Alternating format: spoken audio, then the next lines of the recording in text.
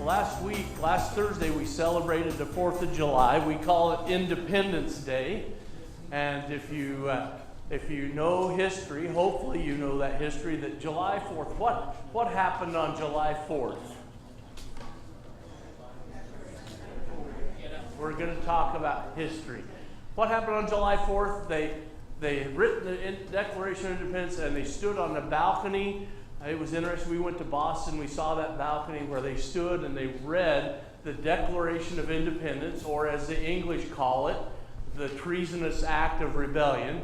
And they have been known as some of the most beautiful and powerful words ever written by a man. And they are the foundation for the nation we live in. And I'm going to make a bridge here in a moment, but I just want to take a moment to read the opening words of that declaration that kind of establish why we exist as a nation. It says, the unanimous declaration of the 13 United States of America.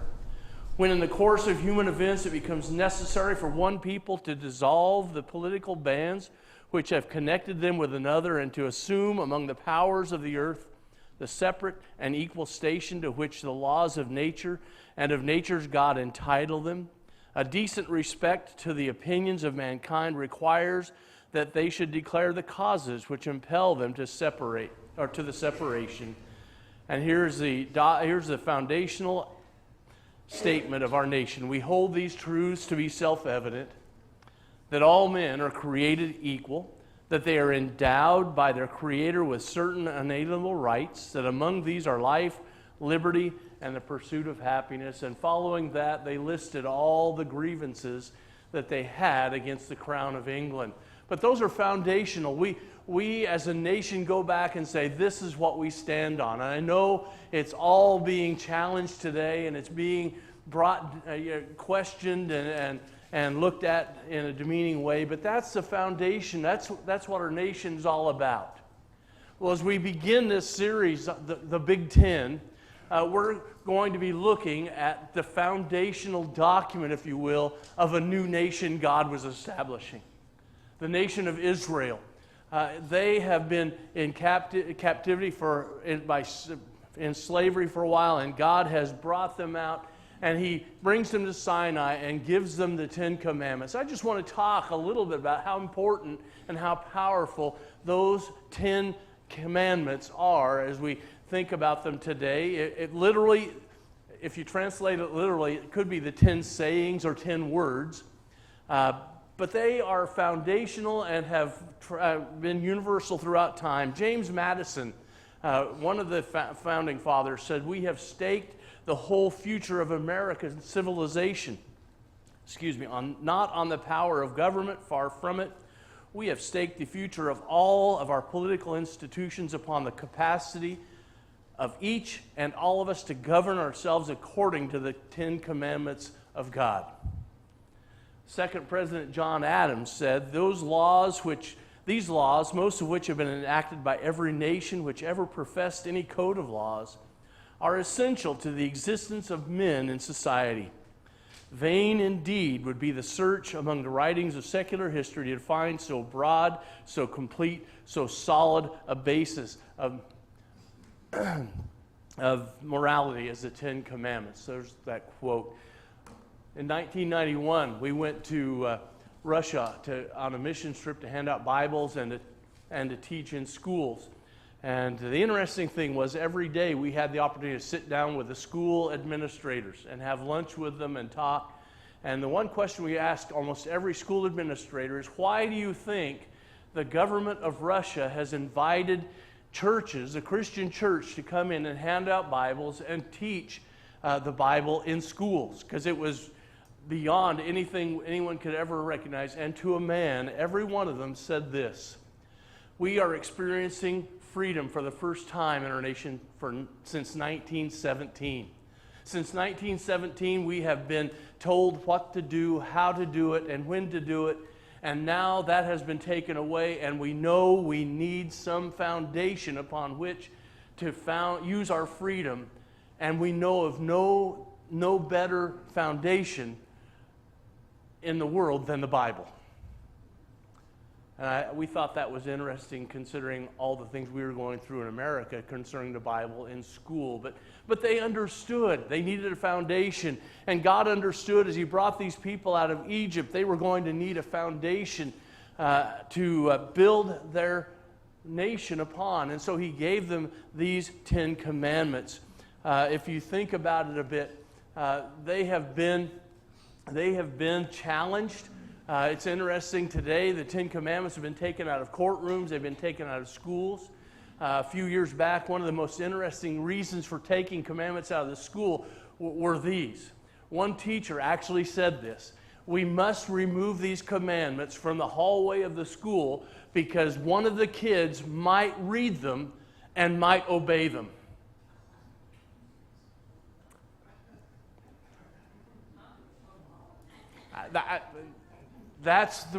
But they have fallen on such hard times. They are challenged because they narrow the obedience. They help us to understand what we should do.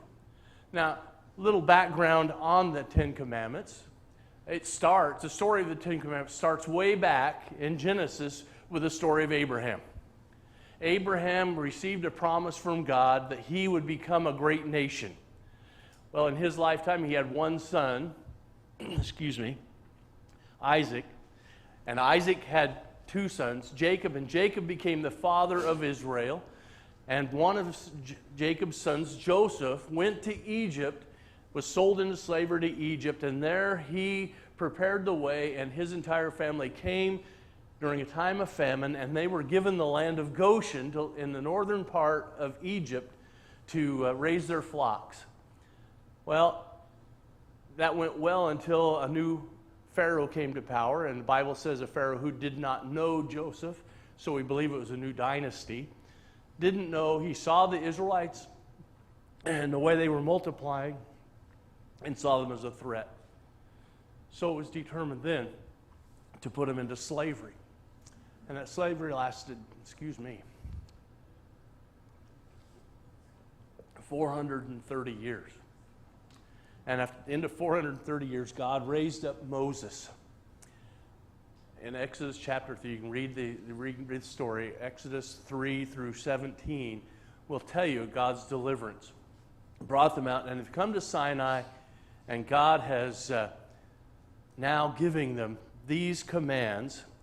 If you read, there's 10 commandments, but if you read beyond that, there's all kinds of instructions He gives. But the 10 commandments are the things that basis for that foundation. Do you realize the 10 commandments were not given once but 3 times?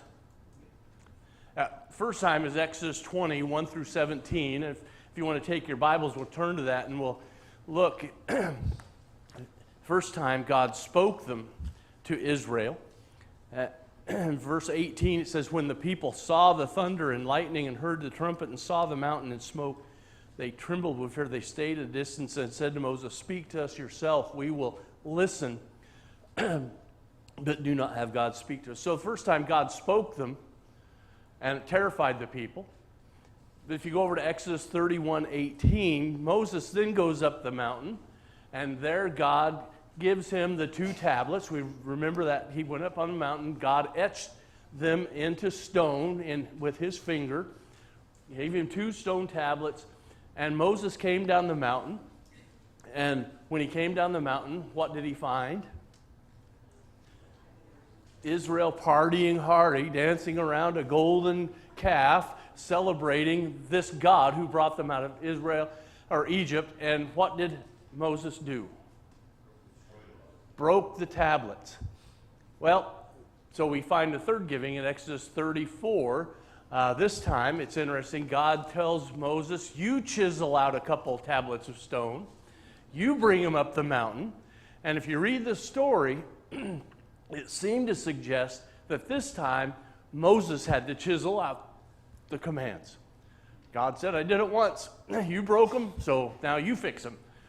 He was up there for 40 days and 40 nights with God on the mountain. And he came down, and we have the 10 commandments. These have been said to be the foundation for an orderly life, a godly life, a society, a community, a nation. that would be would be well ordered and peaceful. Have you, and Jesus summed them up. If you take the 10, Jesus summed them up in 2 statements. Love God, that's commands 1 through 4. We're going to break them down more as we go along. But the second one is love man, that's commands 5 through 10. And you can find that in Matthew 22, 34 through 40. But if you go through and look at these commands, one of the things that doesn't tend to work, if you've ever violated a rule at home or violated the law, how does the enforcing individual respond when you say, I didn't know? Now, I've heard over and over again, ignorance is no excuse.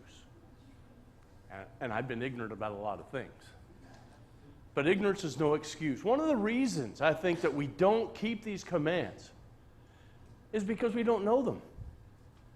We know them, but we don't know them. And so in the process of this series, we're going to make sure everyone knows the 10 Commandments by the time they leave here. And so let's read them together. 10 Commandments. These are abbreviated. So number 1, no other God. Number 2, worship me for who I am.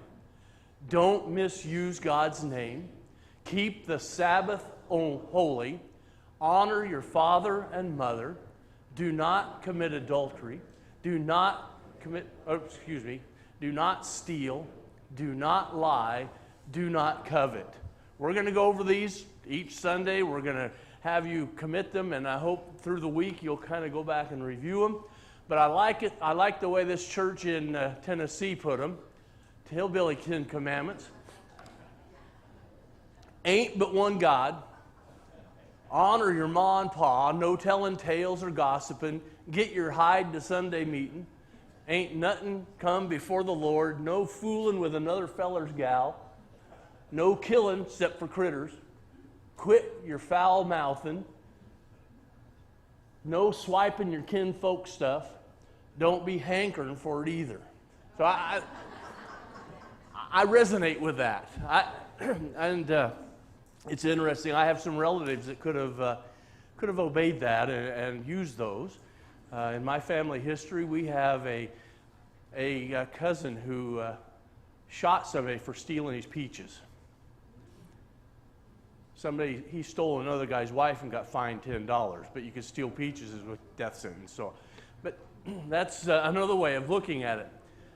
But you know, we think about the 10 Commandments, and a lot of people ask the question, why should we study them? I mean, that's Old Testament. We don't need to go back and look at those again, do we? Well, Mark, one preacher gave 3 answers. Number 1, they tell us what God expects of us. Really generally. And why do we need to know these? Because it tells us what God expects of us, expects of all men. They provide societal and personal directives. What would be the difference if our society lived by these 10 commands? I mean, our society would be entirely different if those 10 commands. Somebody said, why do we have 17,000 laws on the books? Because we can't obey 10. Number 3, they offer a model for teaching our children. Imagine if you want your child to grow up to be a godly person, to be a respectable person, to be a person of peace and love. What better model is there to teach them than use these as a model for that in teaching them? So there is validity in it. And so we're going to look at each of the 10. And today we begin with the very first one. Look at Exodus 20, verses 1 through 3 with me. It says, and God spoke all these words. I am the Lord your God, who brought you out of Egypt, out of the land of slavery. You shall have no other gods before me. We're going to look at this backwards. We're going to start with verse 3 at the command and then kind of look at some reasons why we need to. The command is, you shall have no other gods other than me. Now, that's important because Israel has been in Egypt for 430 years, a very polytheistic, worship many gods. just made a list of some of them, and there are, they worship the god Khnum, Happy, Osiris, Hecht, Aten, Seb, Uachit, Ptah, Menevis, Atum, Hathor, Ammon, Sekhmet, Serapis, Horus, Imhotep, Nut, Isis, Seth, Thoth, Shu, Serapia, Ra, Amun-Ra, and Pharaoh, the son of Ra. That was just some of the gods that Egypt worshiped. And if you're in a society that is worshiping gods for 430 years, do you think that's going to rub off on you a bit? You think there's going to be some tendency to think that they have a validity in your life? Well, God wanted to change that, and so the very foundational element He gave them is, you shall have no other God before me. The worship of God is one of the distinctives that set the Jewish and Christian faiths apart from others. Think about all the religions of the world and how many of them just worship one God. Perhaps Islam may be the only one other that worships one God, but all the others worship multiple gods. And that's the way it's been throughout human history. Men tend to worship other things. Romans 1 put it like this. We're going to talk about that more next week, but Romans 1, Paul is talking to them about the tendency of man, and one of the things that they did, it says, verse 21, for although they knew God, they neither glorified Him as God nor gave thanks to Him, but their thinking became futile, their foolish hearts were darkened. Although they claimed to be wise, they became fools, and exchanged the glory of the immortal God for images made to look like mortal man and birds and animals and reptiles. Most of the world today focuses on the fact that there is more than one God. And literally what God is telling them, there is no other God but me. All the other gods are worship are lies of Satan, that Satan is deceiving you. There is only one God. Now, what happens when you make that statement today in our world? We are narrow. We are bigots. We don't care. We don't love. And some people even question God. Well, who is He to say He's the only God? Is he jealous? Is He insecure? You know, the fact is, God says there is only one God, and I'm Him. And whether you like the truth or not doesn't change it. How many Portland Trailblazer fans do we have here? How many like the Golden State Warriors? Well, how can you write for the Blazers and the Warriors at the same time? Most loyal Trailblazer fans, most real Trailblazer fans can't stand the Golden State Warriors. But Golden State Warriors have been the best team in the NBA for the last 4 years. They've made it to the finals 4 years, 1-2. We may not like them, but the truth is the truth. You know, we all have different kinds of music. And I hear rap music and I say, that's not music. You agree with that? But there's a whole segment of the world that says it is. And for them it is music. I may not like rap music, but truth is truth. And that's just simply the way it is. God says, I am the only God, and we believe that, and we just can't change that truth because someone doesn't like it. It does not change the fact. It doesn't change the fact that there is only one God, and God says, you shall have no other God but me. So how do you know? How many of you claim that there's only one God? How many claim that He is the most important individual in your life? How do you know that? How do you know? How does it demonstrate itself in your life? Well, one guy shared the acronym FIRST, and he offered these areas. Finances. Does God hold first place when it comes to a financial decision? Is God the first one you consult? Is he Lord over your finances? Matthew 6:24 says you cannot worship God and money or mammon.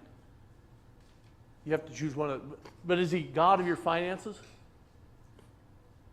Is he God of your interests? Now, I'm not saying hobbies and pastimes aren't good, but are you participating in any interests and hobbies that God would disapprove of? Are you allowing your interests and hobbies to take you away from God's house on Sunday? Are you allowing your interests to interrupt your time with God on a daily basis? Does he really hold first place when it comes to your interests and hobbies? How about your relationships? How about your marriage? How about your work relationship? How about is God the center of those, at the center of those relationships? Here's one that's hard. Self. Where does I fit in your picture? Where does I fit in your world? How many times do we do something because I want to do it?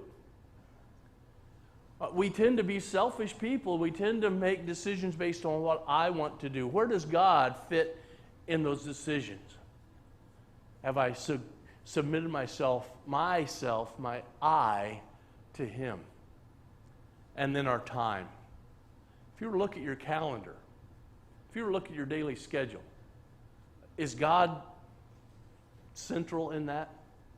Do you have a time? Have you taken your calendar and time and established a moment in your daily schedule where you're going to sit down and be with God and develop your relationship with Him? Are you making time for God when it comes to serving Him and doing something for others? If you look at those 5 areas, I encourage you to take those 5 areas and look at them and analyze them and see, is God really the center of those? Is God really first and foremost in all those? So how can we tell if God's number one? He says, number one, rule in your life, you shall have no other God before me. I am number one. I am first, I am foremost. Then he gives us 2 reasons. I have 2 W's on here, other W's. 2 reasons. First one, why should we obey Him? And the W is who He is. For who He is. His identity. Notice what He says. He says, I am the Lord your God. Now, when you were kids, growing up, I know none of us older people ever did this, because we have kids that probably did it to us. We never did it to our parents, I'm sure. When your parents asked you or told you to do something, how many ever said, why should I? Anybody ever say that to their parents? After you picked yourself up off the floor, what was the next answer they gave you? Because I said so. There is an authority factor. Have you ever had a younger brother or older brother, when your parents are gone, try to run your life? And we turn around and we say to them, you're not the boss of me. You see, obedience comes with authority. I have to recognize and acknowledge the authority in my life before I'm going to give obedience. And that's what we find happening in America today. In response to our president, there are some people who say, he's not my president, and they seek to excuse themselves from all obedience. You see, that's what God comes at the very foundation. He says, why should I be first in your life? Because I am the Lord your God. There is no other. And the word Lord is the word Yahweh, which He gave to Moses in Exodus 3:14 when Moses said, who shall I say sent me? He said, Yahweh, Jehovah God, I am, meaning I am the eternal existing one. I am the one who possesses all power. I'm the one who knows all things. I am God. Tell Him God has sent you. I am God. So why should we obey? Why should we fall into line with this first command? Because we could say, God said so. I like the idea. It says, I am the Lord your God. We would think he's speaking to the whole nation of Israel, right? This is based, but the word your is, and English teachers forgive me, because I believe it's second person that says your individual. He's speaking to each individual who's hearing it read. I am the Lord your God. Don Shelton, I am the Lord your God. And you see, before we ever are going to obey him, he has to become our God. He can't be my parents' God. He can't be the parents of my God of my grandparents or my community. He has to become personally my God. And when he becomes my God, then I begin to care about what he says and what he wants me to do. Individual, not corporate. But the second reason for obeying him is he tells us, who brought you out of Egypt, out of the land of slavery. Think about what I've done for you. After 430 years. 430 years. It seems that when he came to Moses, if you look at chapter 3, he said, I have heard the cries of my people Israel. I don't know how long those cries have been going up, but I would imagine once they got into slavery and were being oppressed, there was a constant plea, God, deliver us. Where are you, God? Come and save us. And finally, after 430 years, God responds and sends Moses to deliver them out of an impossible situation. You can read the whole account, chapter 4 through chapter 17. You can read about the plagues. You can read about all the things God does to miraculously to bring them out of Egypt. And at the last one, the death of the firstborn, Egypt says, go, and Israel is delivered, and they are going out not only with their possessions, but they take with them the wealth of Egypt. And they set free from something they could never free themselves from. What has he done for us? You see, God has done the same for us. Israel was in a situation they couldn't get themselves out of. We found ourselves in the same situation. In Romans chapter 5, Paul puts it like this. You see, at just the right time, when we were still powerless. Have you ever been in a situation you can't get yourself out of? Christ died for the ungodly. Very rarely will anyone die for a righteous man, though for a good man someone might possibly dare to die. But here it is. But God demonstrated his own love for us in this.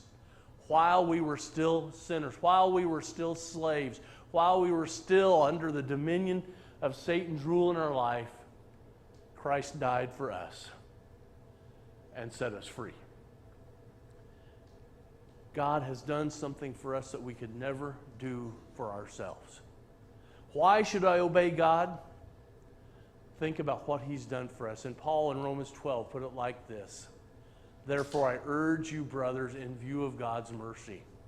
You want to know why you should obey God? Why you should give your life to him as a living sacrifice? In view of God's mercy. What's he done for you? What hasn't he done for you? In view of that, thinking about all that God has done for you, he says, present your bodies as living sacrifices. That means a life lived in obedience to his commands. Holy and pleasing to God. And notice, this is your spiritual act of worship. I want you to know today when we came in and sang, that wasn't necessarily an act of worship. Unless it represented my entire life. You see, if we come to sing without our hearts in it, without acknowledging God, we are no better than the Israelites who brought cattle and sheep and sacrificed them to God simply because it's what they do. Worship comes from here. Worship comes from a life that acknowledges what God has done and celebrates it through obedience and through coming together in obedience and worship God. Obedience is the act of worship appropriate in view of what God has done for us. So here's the answer. Here's the bottom line on this. This first commandment is essential. Michael Luke put it like this: getting this first commandment right is like buttoning a shirt. Anybody ever started buttoning a shirt wrong? You always end up with one somewhere. He said, if you start wrong, you never get it right. If I get the first one, the other 9 will fall into place. It's useless to consider any of the other commands or even the rest of Scripture unless we acknowledge that God and God alone has this authority over us. This one is pivotal. This one holds all the other commands together. He went on to use the image of an archway, how the keystone goes in and holds all the other stones in place. Remove the keystone and what happens? The arch collapses. He said this idea that God is God alone is the one that holds this whole scheme, whole plan together that God has given. God and God alone. There is only one God. You shall have no other God before me. And that needs to be true in our lives over and over again. And next Sunday, we're going to take up command number 2, and that's going to begin explaining how we manifest that God's number 1 in our lives. And we're going to talk about worshiping God for who He is. One of the great dangers, and just a kind of a teaser for the message next, one of the things that we have a tendency to do is to make God into an image that we can understand. We can fashion Him in something that helps us understand. But an image is just simply a shadow. Never fully captures the full image. So worship me for who I am. I invite you to come back. I hope you'll come back for all these so you can understand more about who they are. But God is God alone. You shall have no other God before me. You shall have no other God but me. Is that where we are in our lives? When that one thing is established, everything else will just fall into place. Today, we're going to take some time to remember what God has done for us. We're going to partake of the emblems of communion. We're going to take that cup in our hands, and we're going to take that bread in our hands, and we're going to remember Jesus' sacrifice for us. That He came when we were still powerless, when we were in a situation we couldn't escape from, and He set us free. One of the things I always discover and hear when someone is delivered from an impossible situation there by someone else, there is a continual and inexhaustible gratitude. And if you don't mind me sharing this, Paul, I remember Paul and Joanne having an accident out here on Highway 18, and they were stuck. Pickup was going to catch on fire, and if it hadn't been for 2 guys coming along and getting them out of there, chances are they probably would not have gone out. How do you feel about those guys today? Absolutely. Think about that. Jesus came at a time when you were doomed, when you weren't going to escape. And He died for you to set you free. What kind of response does that call for from us? To love Him. To be willing to do anything for Him, to express our gratitude. So at this time we partake of those emblems today, we have the opportunity to thank Him. And we have an opportunity to say, God, help me understand. Are you first in my life? Is there anything in my life right now that's crowding you out of the way? And make it an opportunity to recommit your life to Him today. Let's pray. Father God, thank You for this day. Thank You for Your grace. Thank You for being our God, the one who is able to do exceedingly abundantly more than we could ever ask or imagine. Thank You for coming and giving your life for us, Jesus. Thank you for the freedom we have. Thank you that we have the opportunity to live a life of unrelenting obedience to your commands. We thank you in Jesus' name. Amen. In the morning when I rise, in the morning when I rise, in the morning when I rise, give me Jesus. Oh, give me Jesus.